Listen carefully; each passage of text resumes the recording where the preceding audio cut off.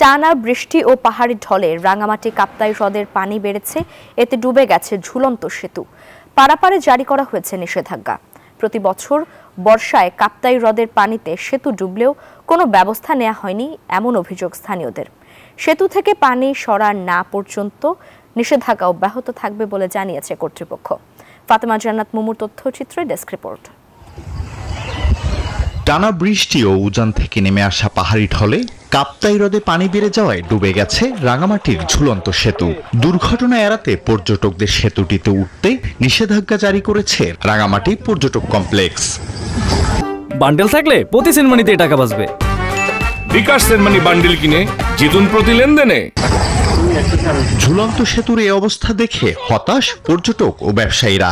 Ticket ক্রয় করলেও অনেকে সেতুতে প্রবেশ করতে পারেনি, আবার কেউ কেউ নিষেধাজ্ঞা তোয়াক্কা না করে ঝুঁকি নিয়ে নেমেছেন ডুবন্ত সেতুতে। আইছিলাম ঝুলন্ত ব্রিজ রাঙামাটি দেখার জন্য আইছি। আমরা টিকিটও কাটছি, টিকিট কাটার পরও এখন এখানে এসে দেখি যে পানির কারণে আর কি প্রশাসনের লোক উঠতে দিচ্ছে না।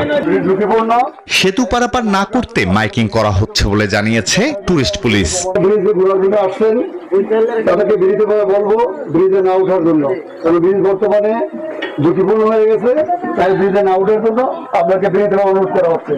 যতদিন ঝুলন্ত সেতুতে পানি থাকবে ততদিন সেতু পারাপারে নিষেধাজ্ঞা অব্যাহত থাকবে জানিয়েছেন এই পর্যটন ব্যবস্থাপক। আমরা নিরাপত্তার স্বার্থে কর্তৃপক্ষের অনুমোদন নিয়ে আমরা চলাচল সাময়িক বন্ধ রাখবো। 1986 সালে 335 ফুট দীর্ঘ এ পর্যটন ঝুলন্ত সেতু নির্মাণ করা হয়। এই সেতু থেকে প্রতি বছর কোটি টাকা রাজস্ব আয় হলেও সংস্কার হয়নি একবারও। Desk report, news 24।